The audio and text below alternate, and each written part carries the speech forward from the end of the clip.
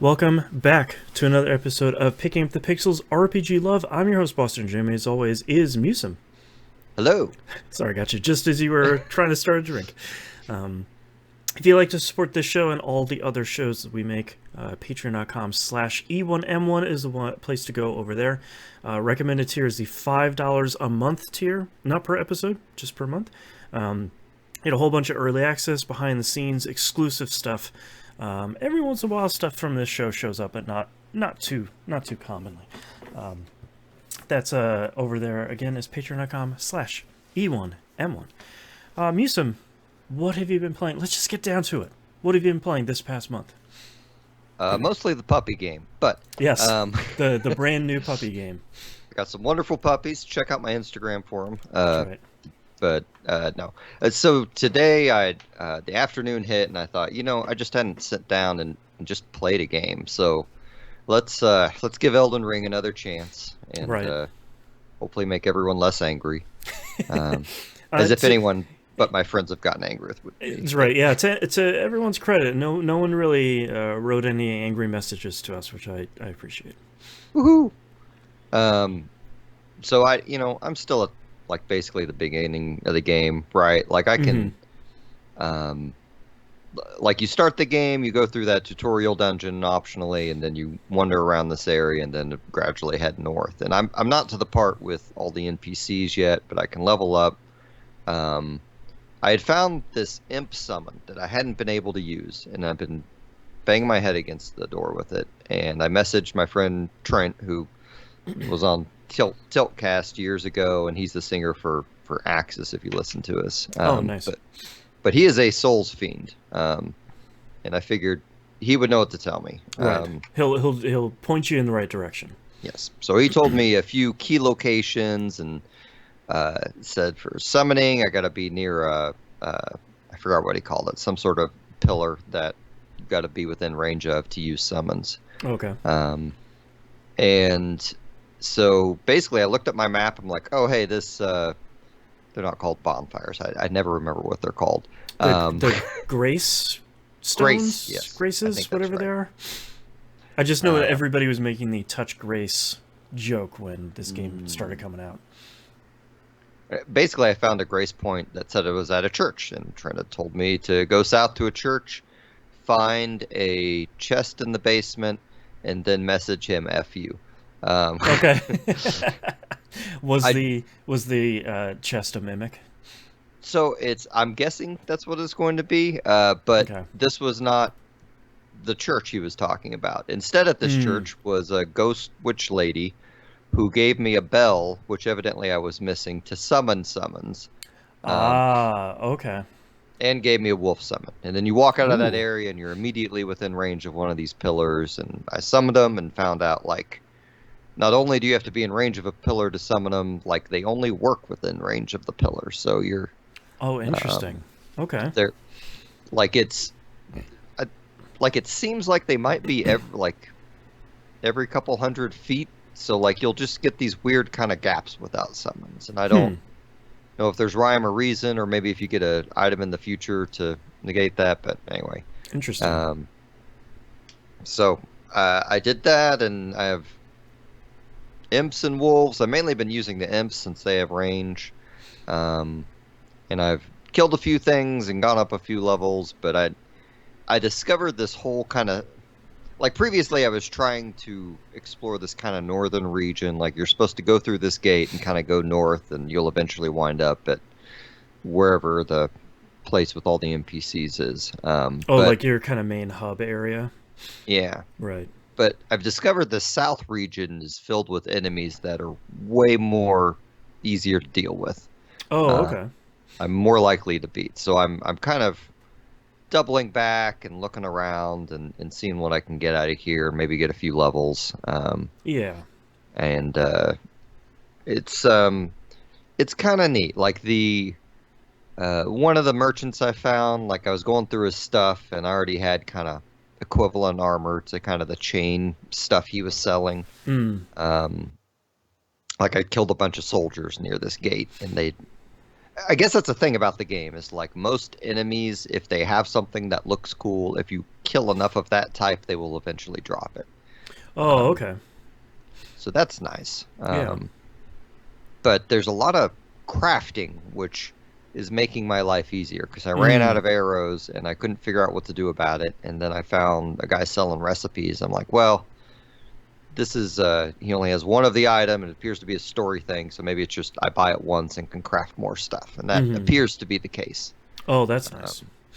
so that has improved it. And then lastly, I've discovered everything is way easier on the horse. Okay. Um, I was all trying to play it like I did Demon Souls, where I'm cautiously creeping around corners and Hmm. uh, engaging enemies and doing the circle stuff. And it turns out if you just get on the horse and run at them and then mash buttons, you'll come out on top half of the All time, right, as that long as they works. aren't like a boss. Yeah. That's pretty good. And if your horse dies, you can immediately summon it again. There doesn't seem to be any Oh, penalty to that. good. That's nice. And the horse has a double jump, which I I What? knew previously, but Ah, one of them double jumping horses. All right.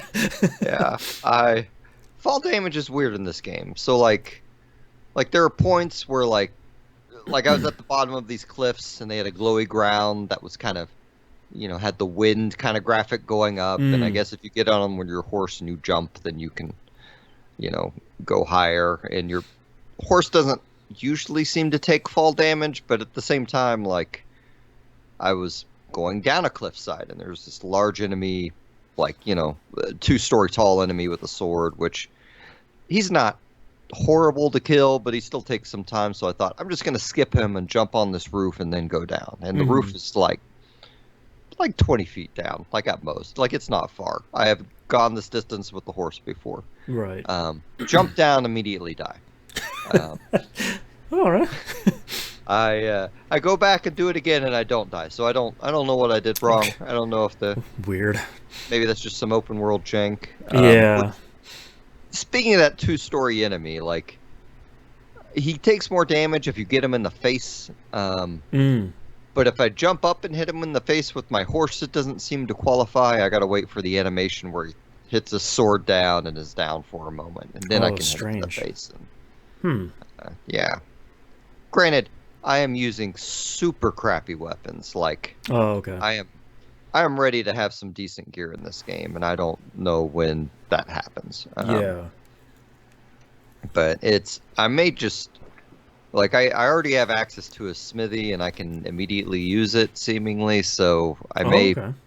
experiment with doing it. It seems like I have 2 resources of souls and runes. And I think you use the runes for the smithy. Mm. I might be getting all of this wrong. Someone might be screaming at their speaker right now. But um, anyway, it's a little intimidating because it's like, well, will I get this material back? It seems kind of a waste to upgrade this like beginner knife or blade or whatever the heck it is. Mm. But anywho, I don't know. It's fine, Like I don't know how long I'm going to spend with the game. It is a very like Breath of the Wild feel to me, and I'm past my emotions of being concerned that I'm so disconnected from the majority of what gamers prefer. Right. Right. um, which was really my problem with Breath of the Wild, of me just constantly playing like I am not enjoying what I'm doing right now. What is Right. wrong with me? Am I supposed to be enjoying this? Because I'm not. Oh man. Yeah. Yeah. Um, which like I don't think maybe Souls will just magically click with me, and I will like be like, man, that should have been my game of 2022, but I kind of Right. doubt it. Like Yeah. I feel like it's a flavor of game that just isn't for me, but I'm not hating. I did not hate my afternoon today, like Yeah. But you're not. You don't feel compelled to be like, all right, tomorrow I'm gonna spend 12 hours straight playing Elden Ring. Like it oh hasn't yeah, really no, grabbed you at that level. no, Yeah. no, no. It just seemed like a decent thing I could put on without any like commitment, and like I'm past like my real life friends pressuring me to play it. Right. Um, so I can just kind of take it at whatever pace I want, and Yeah. it it may not quite be like the explorative. Maybe that's not the phrasing to use. Like you explore in that game, but like I'm not exploring to find combat. I'm exploring Yeah. to see stuff, and Elden Ring wants you to explore to find combat. Yeah, you're kind of looking more for like an Elder Scrolls level thing of like I might find combat, I might find a dungeon, but I also might just find a weird thing, Yeah, and that's okay. like I feel like Sable like was a good balance for me in a Yeah. way.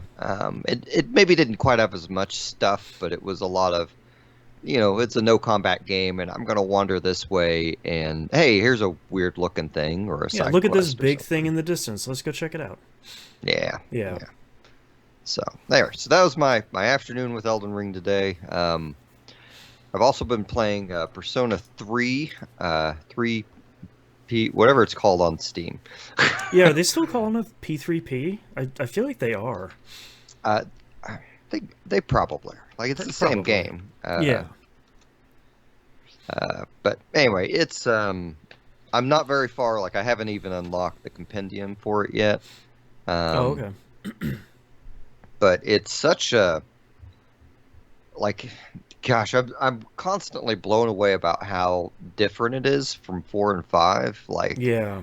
because I know it changes later in the game when you're like, crap, I got to do 20 levels in like 3 days of this dungeon. Right. Um, but right now it's like, well, I've already hit the end of the dungeon. According to the guides, this one quest I haven't completed is much easier once I unlock the next area of the dungeon. Mm. And I only have like one or two social links I can work on, so it's kind of just take it at my own pace. I got some Right. tests coming up, so I guess I got to spend some time studying for that. Oh, right. Um, but it's I really like that game, and I think in Persona games it's always like who you gonna romance, and I think it's gonna be that dude that uh, mm, should I could do spoilers on a 20-year-old game, can't I? Yeah, I Isn't guess that a if you're thing? playing it for the first time, maybe skip ahead a couple minutes. Are you playing as the female or male main character? I'm doing the female, Okay. and I want to romance the guy that dies. Uh, Oh yeah, I don't remember his name. I can't and I even never, spoil it because I don't remember his name. I guess it's not really a spoiler, yeah, because Yeah, neither of us remember his name. a male character perishes at some point. Yes, Yeah. surprise. Right. Um, but it's like probably the hardest part about the game is like the social links I have unlocked are the bookstore couple and Oh Junpei. right, the bookstore couple. Yeah, I forgot about them. And the bookstore couple's great. Junpei's like every time I hang out with him, I'm like I'm giving this guy the wrong message. Like he thinks he's getting closer to something with me, and it ain't gonna happen, Yeah, Junpei. he is not getting closer, man. I it's I got to give it to the game like on Junpei, like the stark difference in how that character is written with how he acts with the female protagonist Hmm. versus the male, like Yep. it is. Disturbingly true to life, maybe. Yes, Yeah. yes. um anyway, that's a great game, and I'm kind of going back, like where before I was always like, yeah, start on Persona 4 or something like that, and now I'm like, Persona 3 is really not a bad starting point. Yeah. Like it gets everyone to the gameplay way sooner than any of the other games. Especially four. Like four is that intro is I still dig it, but like that intro is Yeah. exceedingly long. Yeah. Like 5 at least you start out in the intro dungeon and then it does its here's a couple hours of story thing. Five unfortunately has the the infamous get to this other train station and everyone's like, what wait, how am I what do I need? Oh no, I'm lost. Oh, this is the worst. Yeah. Yeah. I it's the worst, but it's one of my favorite aspects of the game, and that Yep. like that is one of the few moments where I feel immersed in Tokyo, and I'm like, oh crap. Where do I go? And I love that it's the same shared experience across literally everybody that has played that game too, where it's like, yeah, man, that first they let you loose in that train station. It's real bad. Yeah. Follow the yellow line. I'm in the plaza. It doesn't. What are you talking about? It's like the game has like the real life criticism of how you get around on that subway. Right. Um, anyway, let's see. I played more Vampire Survivors. They came out with the Backcountry free download. Yep. I think this is an extra level that is composed of mostly bats. Right. And the quantity of bats they send after you actually makes you build differently. Oh, Uh, that's interesting. the level itself is kind of crazy. They said it was Sonic inspired, and I very much see that. Yeah. Like just in the general background, and it has a lot of very trippy moments where you're like, I have no idea where I'm walking. Um, like one of the trippy moments makes it look like you're in that. Can't remember if it was Sonic 1 or 2 where you're on the ball. This is like the bonus Yep. stage Yeah, thing. like the 3D ball. Yeah, That's yeah. wild. Um, so that's still pretty great. I have literally everything unlocked in that game, and Nice. kind of just play it when I want like a half hour thing of just doing something. Yeah. But gosh, it's a great game. Like, I really need to get back to it. I haven't played the DLC and I haven't played this new patch, and I need to get back to it because man, it's just so good. I mean, honestly, I feel like if you wait long enough, like you're gonna have like the amount of content that will have been added to the game will be equivalent to the release game. Like, Right, I'll be at like 145 unlocks out of like 370 any day now. yeah. Yeah. Well, and all the new unlocks are pretty good to get, I feel like. Oh, okay. Like the DLC, they kind of pace you in that, like, you can only unlock one character per run if you do the things right. Mm-hmm. And, like, there's a lot of characters that are dependent on you unlocking the previous character. Oh, okay. So they kind of draw that out a little bit, but that level's a good one. It's hard. Which I kind of appreciate. Like they just have certain areas of that DLC map where you're like, ooh, I even leveled up like it's like unless you're like at the 30-minute level up where you're just mowing to everything down, like Right. that ogre area is particularly hard. So last but not least, I've been poking at Chained Echoes again. Mm-hmm. I just got my air mech. Oh, nice. And had a weird moment with the orphanage thing, which I don't know how to describe it. It was a story moment that I was not expecting, and I'm wondering where this is going. I'm starting to think if it's like is this a Xenogears situation with like Faye and Ellie? Like, Oh, yeah, I remember because it's like as soon as Act 1 ends, they kind of they show you a different storyline that's going on, and I had the same thought too where I'm like, wait, what wait, yeah, what are we doing are we doing a Xenogears here? I still don't know the answer to that, so there's no spoilers for anybody out there. But because I haven't had a ton of time to play this month, but I had the same thought where I'm like, boy, that was a hell of an ending to that first act, and then yeah. you kind of show me this, and then you dump me back in the regular part of the game, and I'm like, yeah, man, all right, I'm here for this. Yeah. So I guess that's where I'm at is the beginning of Act 2. Mm-hmm. Now that you're saying. Like I finished Act 1 like a couple weeks ago, and then like a week ago I sat down and started Act 2 and was completely befuddled. Yeah. But that's still a really great game that I feel like everyone who is in our audience should play. Yes. I played a little bit this week to if I'm gonna estimate, I'm probably about halfway through Act 3, and it seems like, I mean, from a story perspective, it certainly seems like that's gonna be the end. I could see there potentially being like maybe a short Act 4 as an epilogue, maybe, but I'm not sure. I also don't want to look any of this up because I feel like every time you look up games nowadays where you're like, hey, how long is this game? And there's like, hey, not too much longer until the main character dies. And it's just like, wait, are you for real? Like, what are you doing here, man? So I haven't looked any of that up, but when I did play, I went into a new area, and it's very combat focused.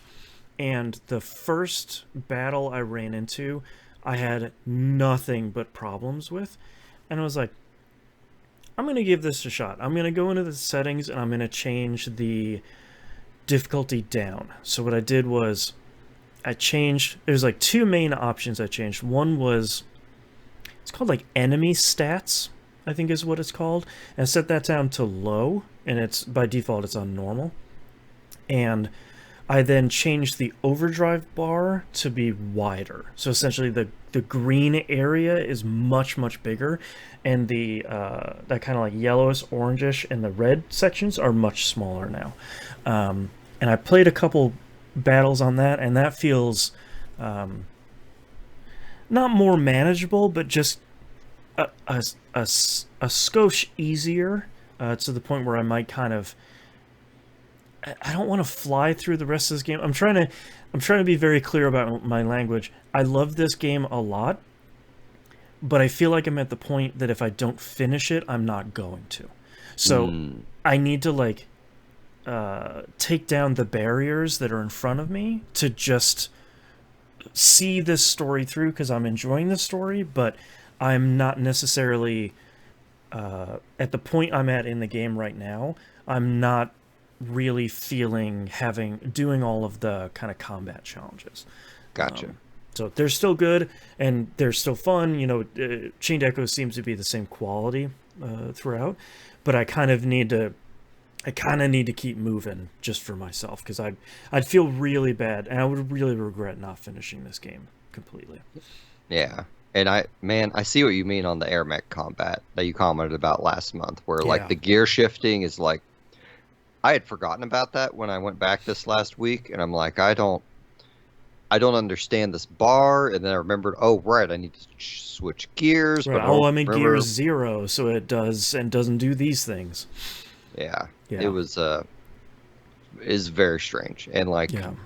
you need that mech to explore some of the map too. So Yeah, I it's one of those things where like I think the mech combat is cool, but I think the game would still be really good without it.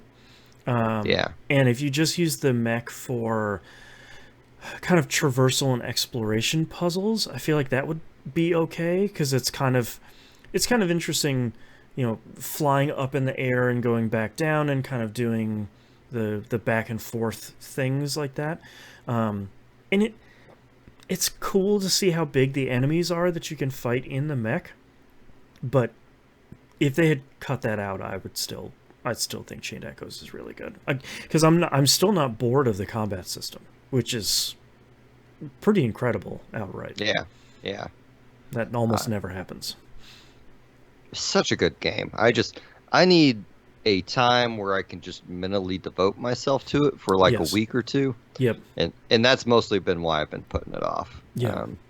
And it's really not that long either, so like if I could get some dedicated time to sit there and just play it for a little bit, like you said, for a couple of days in a row, I could probably knock out the most of it. But between the other things I'm playing and like not being able to dedicate the brain power to it, that has been pretty difficult.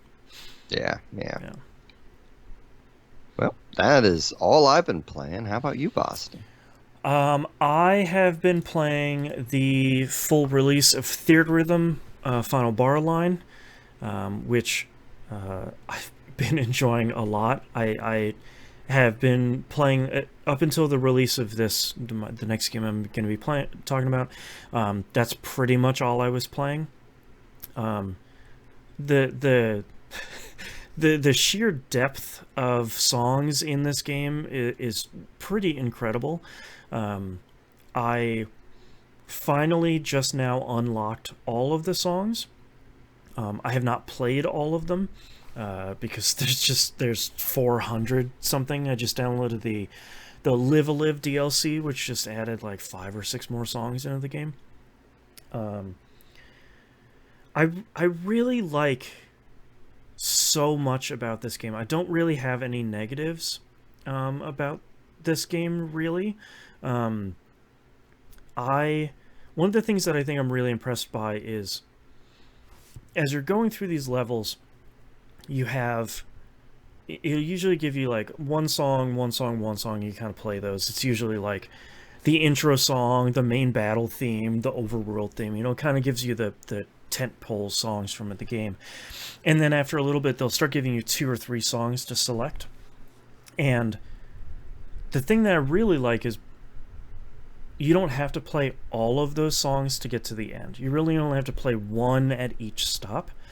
And then when you finish the song, like let's say you finish Final Fantasy VIII, it unlocks all of the music stages that you didn't play for just like free play.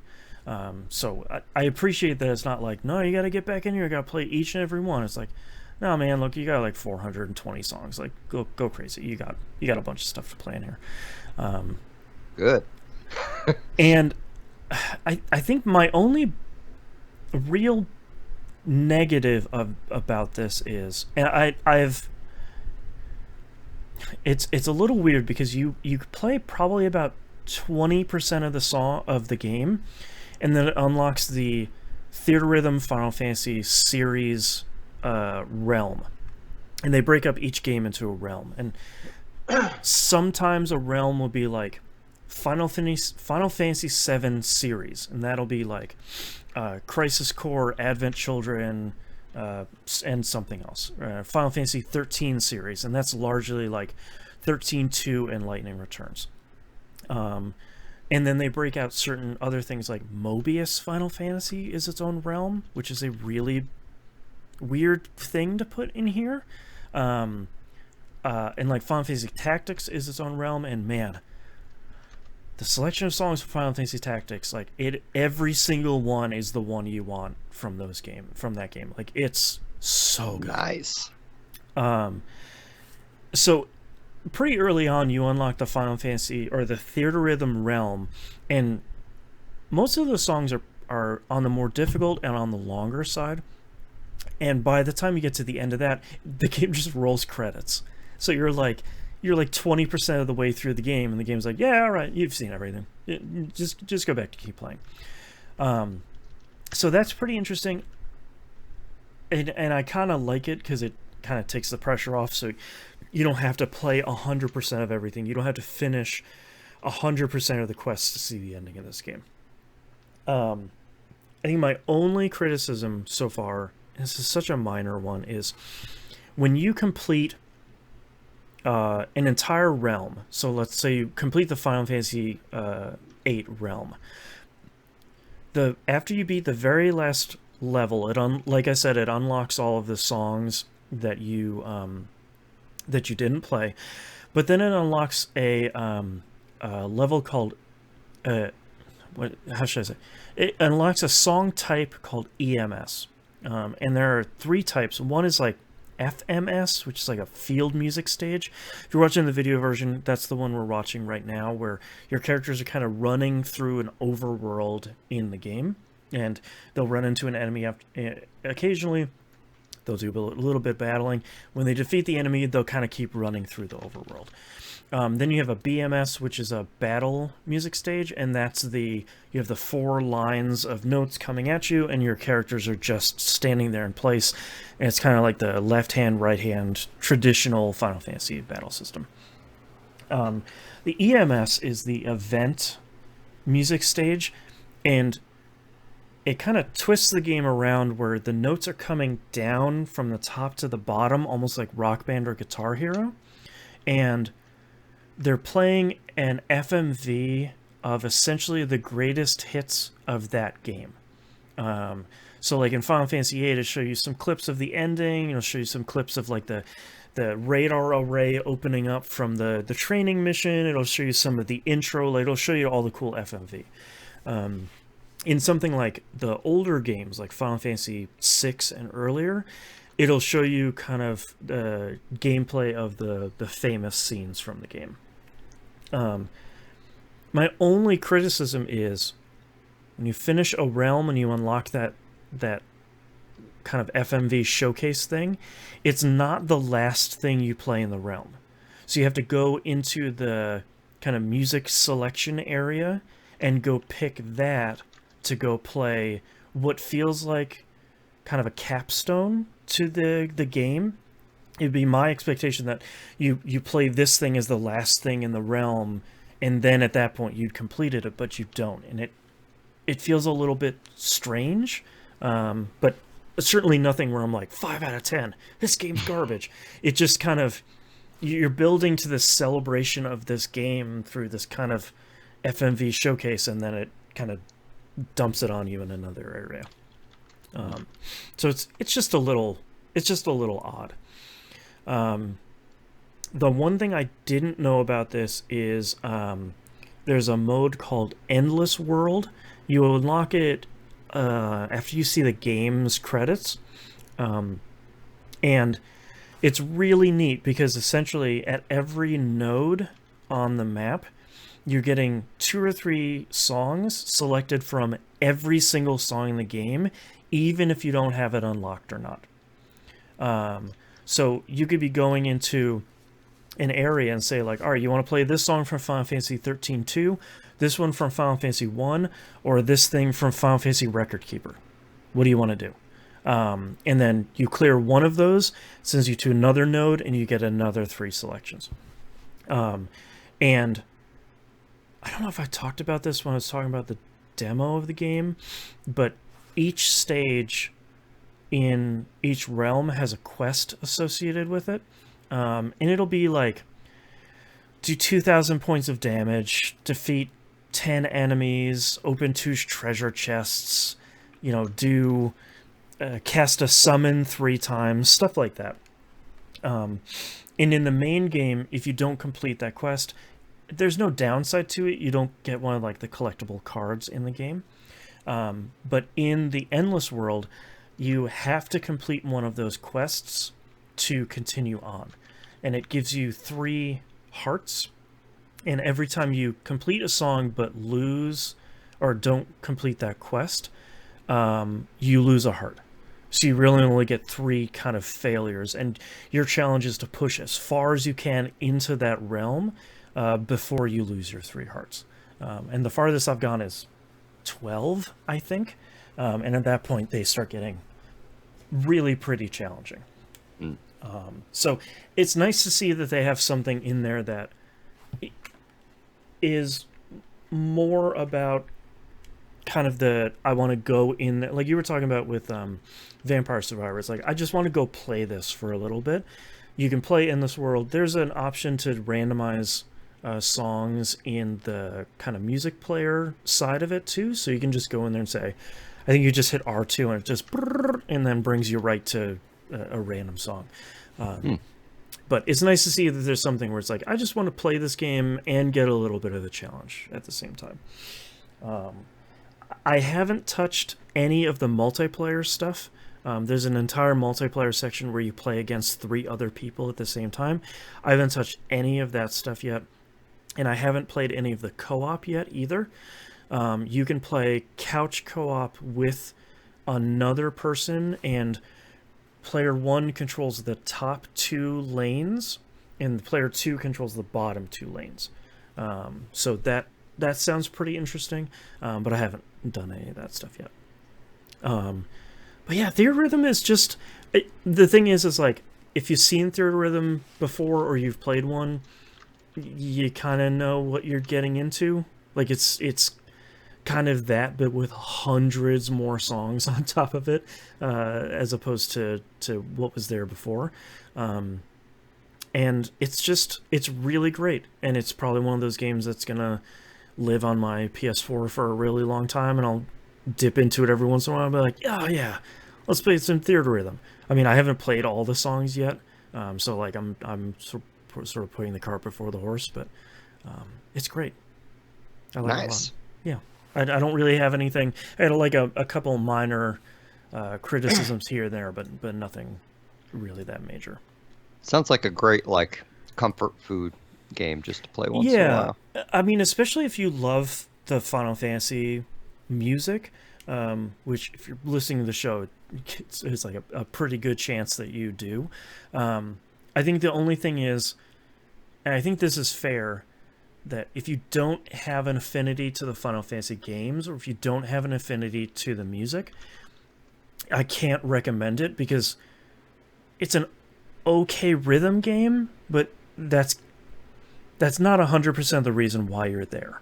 The majority of the reason is, oh yeah, I love this song from Final Fantasy IV. Oh yeah, this song from this. Oh yeah, like, oh, they have Apoplexy from Final Fantasy Tactics. That's one of my favorite pieces of video game music of all time. And I'm like, oh yeah, this song's still great. What, like, one of the most energetic regular battle encounter pieces of music. Like, oh, this is great. So like, if you don't have the affinity to the music or the games, I think you're gonna kind of be missing out. All right, I only have one other game to talk about here, and it's gonna be a little bit spicy, and I apologize in advance. Destiny 2 Lightfall came out, the latest Destiny 2 expansion here, and things are pretty rough in Destiny land right now. I'm going to start with the bad, and I will end with the good. Because unfortunately, the bad is largely Lightfall, kind of, the whole. I think one of the biggest bummers here is the previous expansion that came out last year was the Witch Queen. And Witch Queen is kind of largely celebrated as, I guess, kind of a turning point for Destiny's story, where it feels like Bungie really did figure out how to tell Destiny's story really well, especially for, well, not especially for, they managed to do a really great job balancing kind of people like me that's logging in at 9 a.m. or 10 a.m. every Tuesday to start at reset, and when an expansion is out, you're playing every day and you're kind of doing all this stuff. Balancing that with the players that are checking in every expansion and then kind of not playing the season pass stuff. I feel like they got both people served really well. Lightfall doesn't, from a story perspective especially, doesn't really address either one of those players' needs. Destiny has been building up. So if anyone that doesn't know, Destiny, this is the 9th year of Destiny as a franchise. And over the entire time, they've been kind of building up this light versus darkness saga. And it for the longest time has been kind of a traditional good versus evil. Like, yeah, we're the good people. We got the floating moon that gives us light powers, and that means we're good, right? And not this expansion, but the next one will be the end of the light and darkness saga. And over the last couple of years, we've been kind of bringing into the fold a lot of factions that used to be our enemies. And now we're kind of aligning with them towards a greater cause. And after Witch Queen last year, over the last year for the expansion, or for the seasons, we've really been working towards who is this bad guy, the Witness. What do they really want? Like, we thought that the darkness was a thing before, to find out that it's actually just this person, the Witness, that kind of wields it and commands the entire thing. So, as they continue to move closer to our doorstep, what are we going to do?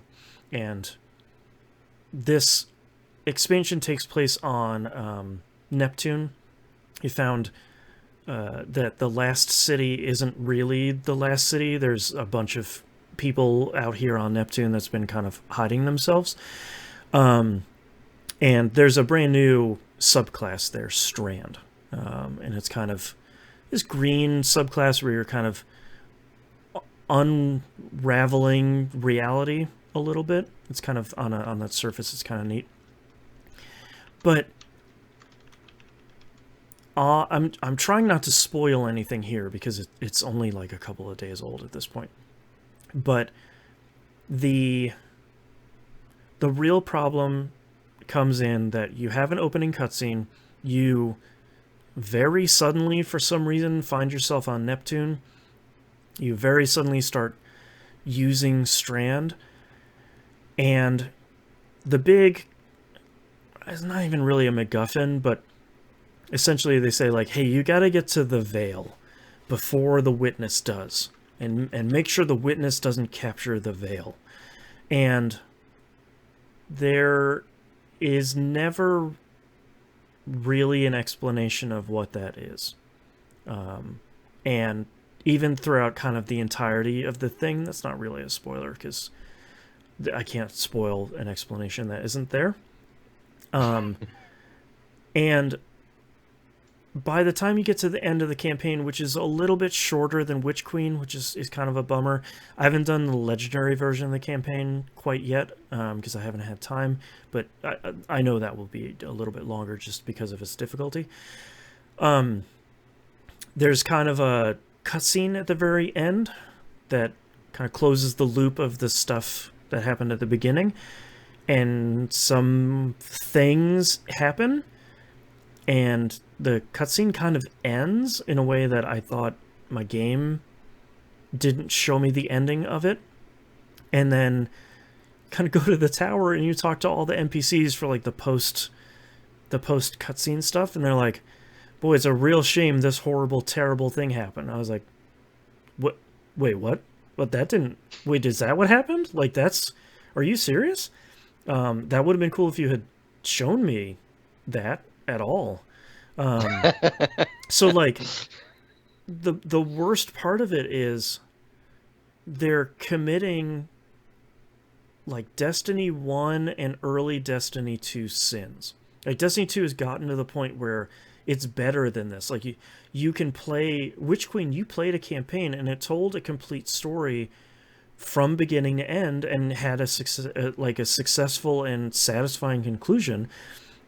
And then all of the seasonal stuff and all of the post-campaign stuff kind of served to put a little bit more color around the stuff you just played. And then the seasonal stuff kind of bridged expansion to expansion. And Bungie is out there saying, like, hey man, you want to know more about this thing we didn't really explain? Keep playing over the next couple seasons.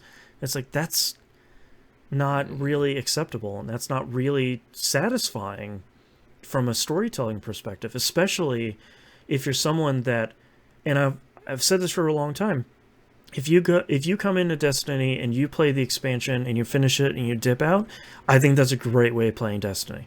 And I think that's a really satisfying way of playing that game, up until Lightfall kind of screwed that up a little bit.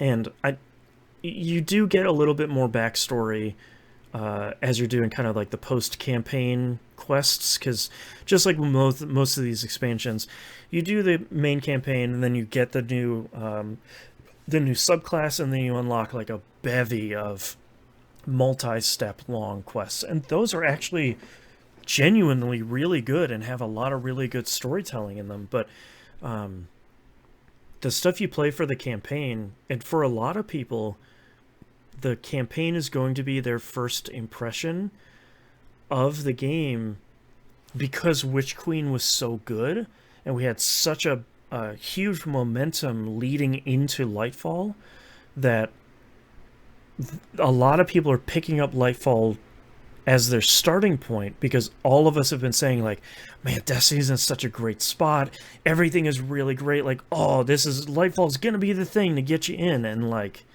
for it to just kind of trip and fall on its face is a real bummer for so many reasons. And it's a real bummer, because I think it's a missed opportunity, and it feels like an old Destiny thing to kind of be struggling with these problems now, when they had nailed it for a couple of expansions in a row. But they introduced so much stuff in here as part of the Lightfall package and kind of upgrade that they did that I think are genuinely really good. I'm gonna try not to go like too deep on some of these because some of them are kind of in the weeds if you're playing Destiny. But I think one of the big things for new and returning players, and I can't get the full interaction with this system because I've been playing for a while, but they introduced this thing called a Guardian Ranks. And it's essentially a long form tutorial for Destiny 2 overall. So like if you haven't played for like a couple of years, or you're playing Destiny 2 for the first time, you have a very clear step-by-step path towards kind of getting a tour of everything that Destiny has in it. So for example, when you start the game at Guardian Rank 1, the first step is go play the New Light tutorial thing. And for anyone who hasn't heard of it, it's like a handful of missions. You get introduced to like, here's your gear, and here's how to equip subclasses, and here's what a special weapon is, and here's what the different ammo types are, like from a real ground level thing. It teaches you the real basics of Destiny. You get an exotic gun at the end of it. And that'll complete Guardian Rank 1. And then Guardian Rank 2 is like, hey, go to the tower, talk to the people for Strikes and Gambit and Crucible and the Postmaster and the like Rahul, the decrypting person. Like, go take the tour of all these people and then go kind of check out something from each one of these playlists. And then that'll get you Guardian Rank 2. And then Guardian Rank 3 will be, all right, now we're going to figure out how to equip mods and how to equip shaders and like, let's get your armor in gear. So it's very much a clear step-by-step tutorial thing that, like Musim, if you were returning to the game, it would be, I'm going to go with you and I will say, oh, okay, here's how to put mods in your armor. All right, here's how to infuse your stuff and upgrade your armor. Here's what all these materials are. It'll teach you that kind of step-by-step. And I think for anybody that is, you can ignore like every veteran that's complaining about the Guardian Rank system, because that's not really for us. Because everybody who's played it is kind of all at Guardian Rank 6. And that kind of gets you, the game has loadouts now. So it gets you like a full suite of loadout slots for you to use. I'll get to mods in a second, but it gives you a kind of a whole suite of mods. And it kind of gives you everything you need to get in the game and get playing because you've already been playing it. And it seems like a really cool system. It seems pretty well received from brand new players that are kind of checking out Lightfall for the first time, or maybe just started playing within the last couple weeks or months. And there's a lot of some fair and some unfair complaints from veteran players, but those kind of don't matter at the moment. They have revamped the mods system. The long and the short of it is, before you would have like all your different armor had an elemental affinity on it, and only some mods could fit in some slot, but it had to have the right elemental affinity. So it's like, oh, this is a chest armor piece, but it only slots in void, so your chest piece needs to have void to run this thing, but if you want to mix and match, you can't. It did away with all of that. So armor doesn't have affinities anymore, and neither do mods.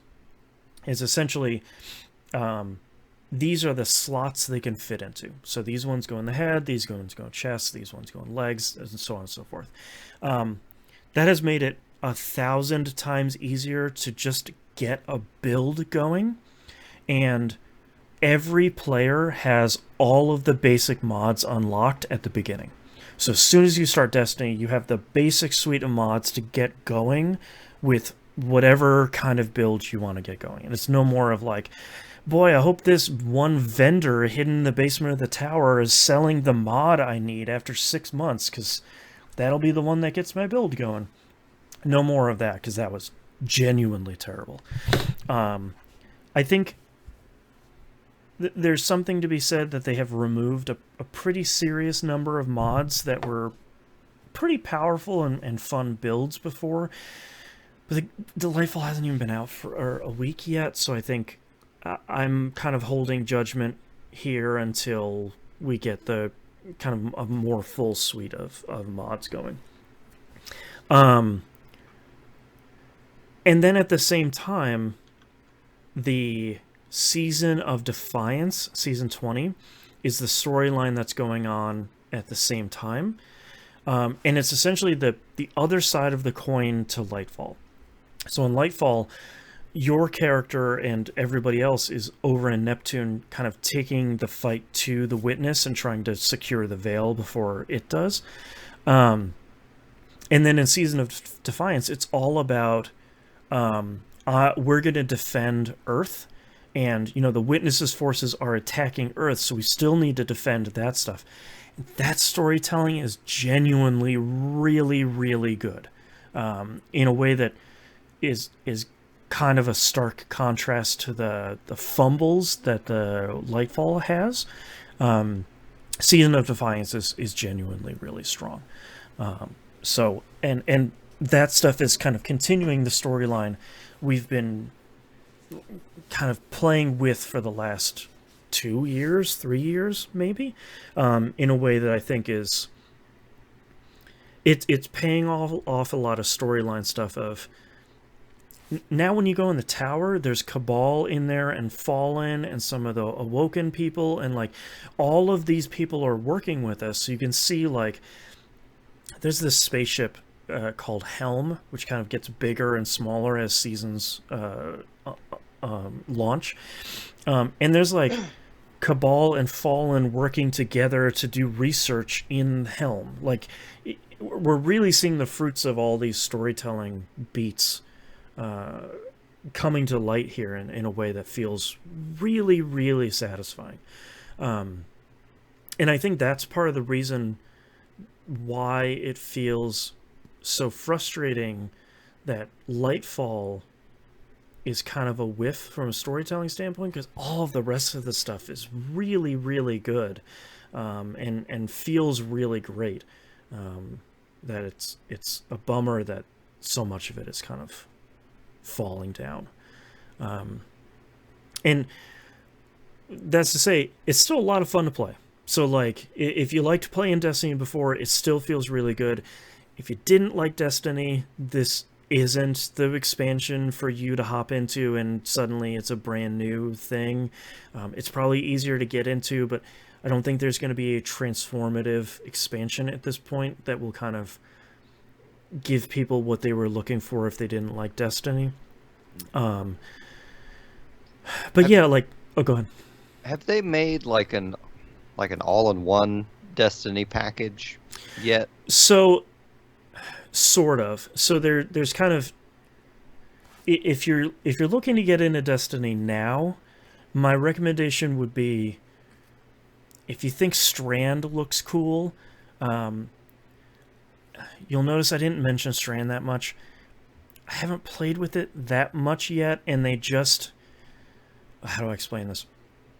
There's like 3 facets of subclasses now. There's like aspects, something else, and then fragments. Essentially, fragments are the little ways you can kind of tweak your subclass to play specifically how you want it to play. And they were doing that thing again that was really frustrating, where it's like, all right, Lightfall just launched. Here's a couple you can get. And then next week, 5 more will unlock. And then when the first team beats the raid, 5 more will unlock. And everyone's like, guys, please. Like, I want to make a build out of this cool new suite of toys I got. Just, I think it was last night, maybe 2 nights ago, they just unlocked you being able to purchase all of the fragments. So I'm trying to put together a build. It feels pretty good. So it seems pretty solid. So there's kind of 3 packs you can buy at the moment. There's something called it's called the Destiny Legacy Pack or something like that. It's essentially Shadowkeep, Beyond Light, and something else. I'm forgetting an expansion. Sorry. But it's essentially like a 3-pack of here are the old campaigns. They're still in there. They're still good. Shadowkeep is probably the weakest of them, but like it's still a good campaign. Then there's one for here is Witch Queen, and I think that's like $30 or something. Goes on sale all the time now. That would kind of be probably my highest recommendation because that feels like a really solid storyline at this point. And then you can buy Lightfall. And Lightfall comes in different, like, do you want all the season passes? Do you want just the regular? Do you want this? But those are kind of the three things of, do you want all the older stuff? Do you want Witch Queen? Do you want Lightfall? And those are kind of your main choices there. I wish there was a package where you'd say, I want to buy all of Destiny. But they kind of don't have that at the moment. So... but that means some of the older stuff goes on sale for really cheap pretty often. So if anyone's looking to maybe get in and you like Destiny 2 is still free to play, and you can play a pretty good amount of stuff for free. You can kind of get in and kind of see all of this stuff. And it's very clear about, hey, you need Witch Queen, hey, you need Lightfall, and you can probably wait to buy some of that older stuff. If you're looking to dive in. Do you have any other questions? No, I think that was mainly it. Like I almost knew the answer because they never have, and Yeah. I've always felt it was a misstep. Like just make a, for someone who hasn't played it a couple years, like why not just $60? You get everything that's out so far. Like, Yeah, and it's really frustrating too because like Hitman, they just came out with that World of Assassination version, and they're like, for $70, it's Hitman 1 and 2 and 3, and here's a bunch of extra stuff. And if you want to get like the bonus deluxe edition stuff, there's a pack for that too. But like, here you go, $70 and you get all of it. And I really wish Destiny had, especially as it gets bigger and more popular and more polished, it would be great to be able to instead of sending somebody like a chart or a spreadsheet, it'd be great if they're like, here's the Steam link for this game. Just go buy this. Also, don't play this on your Steam link; it'll get you banned. So don't. It doesn't. Seriously? Destiny 2 doesn't work on Steam Link. It's a thing. So Bungie is being very stubborn about this not working on Steam Link and is very ban happy about playing this on Steam Link. It sucks. It's frustrating. I mean, I guess in terms of like network connectivity, like you're dealing with a device that's Wi-Fi by nature, so you probably don't want that for. But you can boot into Windows on your Steam Link, and Destiny 2 will work in there. So it's especially weird. It's a thing. It's the anti-cheat stuff. It's also stuff. Oh, okay. Yeah. Which sure, because the anti-cheat is pretty good in Destiny. So not too angry. Pretty sure PlayStation's where I own everything anyway, and like me getting into Destiny 2 is dependent on me feeling like I have a bunch of time to put into it. Right. The big factor. Yeah. And also I think it's like it takes up like 90 gigs on your hard drive, doesn't it? They just did a big patch for this where they're kind of decreasing the size of the game overall. So I think it takes 75 or 80 now. It was up to like 100 and change before, so they're trying to make it smaller. Gotcha.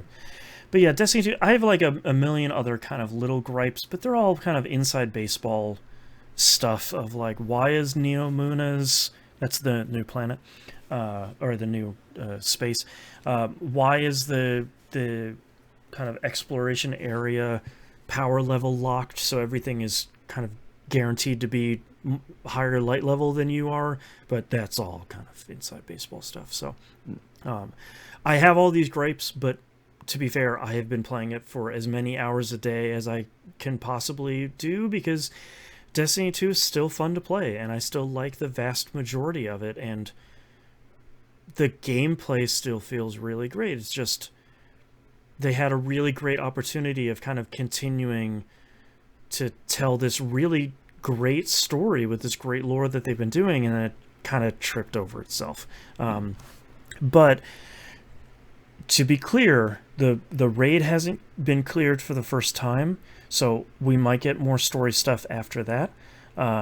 The we haven't had the first weekly reset. We might see more story stuff after that, but that's kind of putting a band-aid on a gunshot wound, because you need the campaign to tell kind of a cohesive story from beginning to end, and then all the rest of the stuff should kind of be the icing on top, and kind of the stuff that enhances it, as opposed to, oh, you didn't know about this one thing, well, here's a weekly mission 3 weeks later. Like, you've already lost a bunch of people that could have stuck with Destiny. Yeah. So Well, I'm looking at the website, another like I don't even remember what expansion I left off in. So, and every time I feel like a new one comes out and you start detailing this out, I'm like, I should look and see where I left off. And I don't actually know what I own, and I don't see a place on the website where I can see what I. Oh man, yeah, the fastest way to tell is by firing up the game, and then they have like there's like a, in the Eververse store, which is kind of their real money store, they have a screen in there that's essentially like, here's all the stuff you own and here's all the stuff you can go buy. And that's kind of the fastest way. But Good.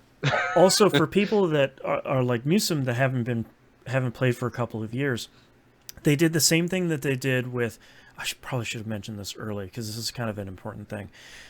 They did the same thing they did with all the other expansions, is they brought everybody to the power level floor. So no matter how long ago you stopped playing, whether that was the Saturday before the expansion launched or 2020, everybody starts at light level 1600. So, and all of your gear and everything gets raised to that floor. So like, you're not going to be in on me like, hey, let's run this game. Oh, you're light level 10 and I'm 1750, and none of that.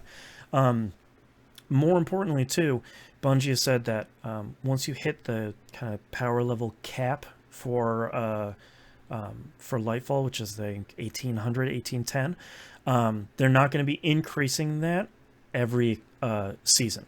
Because before they used to say like, oh, well, here's another 10 levels for you to chase. You can do this end game stuff. Like, once you hit that cap, you're done until the final shape comes out, which is a really great thing, because we're running into stuff where somebody's like, I haven't played in 2 seasons. What do? I want to do Nightfalls. And it's like, ugh, get ready to do homework. And that's not fun for anybody.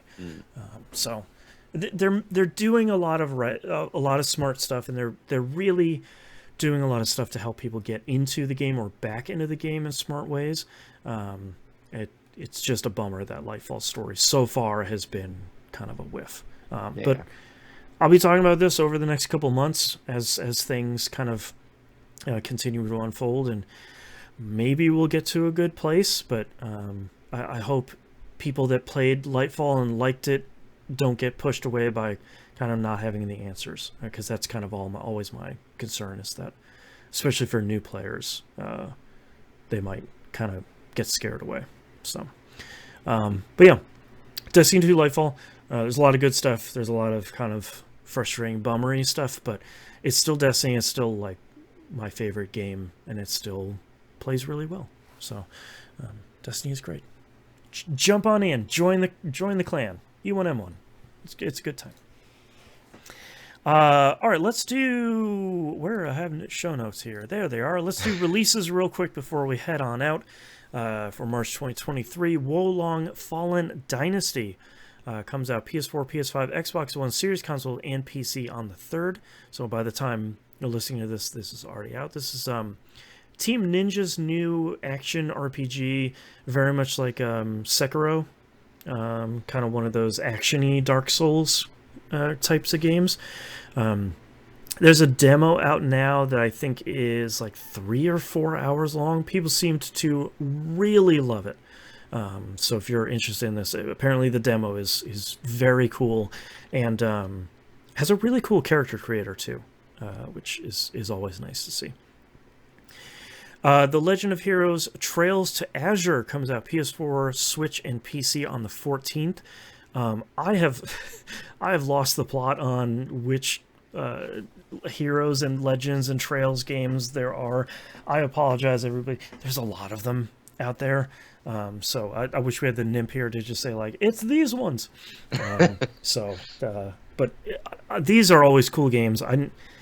Someday, maybe when I retire, I'll start on these games and go through the whole thing because they seem really, really cool. Just never got into them. A game I recently got into, Remnant from the Ashes, comes out on the Switch on the 21st. I think Musum and I have talked about this kind of on and off for the last couple of years, and as long as it performs well on Switch, that seems like a really cool place to play it. And hopefully play a co-op because that was a lot of fun. Yeah. That's a cool game. And last but not least, Atelier Ryza 3 Alchemist of the End and the Secret Key comes out PS4, PS5, Switch on the 23rd. I'm assuming they usually don't make more than 3 of these Atelier games with one character, so I'm sort of assuming this is the end of Ryza's story, but I really liked what I played of that first one, and apparently 2 was way better than the first one is, and seems like 3 kind of continues that trend here. I feel like I've always heard good things about this franchise in general, because this started in like PlayStation 2 era, didn't it? Oh, if not even earlier, yeah. Yeah. PS2 was definitely here in the West where it kind of took off, but I think a lot of people got scared early on by the time limit that some of the early games had, where it's like you have X number of in-game days to do this thing. They did away with that a really long time ago, but these are really cool. They're really cool, like RPGs that are all about, hey, do you want to craft a million things and have a really cool interface to do them in? These are the games for you, and they're really cool and they're really fun. Seems like Atelier Ryza, the first one, is a pretty good starting point for a lot of people. I think I keep seeing that on pretty good sale too. So go check that out. They're pretty good. But that's all the RPGs we could find coming out this month. It doesn't seem like we got a lot coming out this month, but March isn't always a good RPG month either way. Appreciate everyone listening. If you'd like to visit us, you can do so at pickingupthepixels.com. Musum, where can we find you online? You can find everything of relevance on my link tree. That's linktr.ee/John Musum. And you can find all my stuff at e1m1.com. I think that has everywhere. I also have like a similar, it's like a big, if you go to my Twitter account, Janston, it's all there. That's where everything is. And if you play Destiny, check out DestinyEmblemCollector.com, the website I run about JPEGs in Destiny that I really love. I still really love running that website, even though people are mad at me for JPEGs that I don't make. Thanks, Internet. I think that's all. See you all next month. Bye. Bye.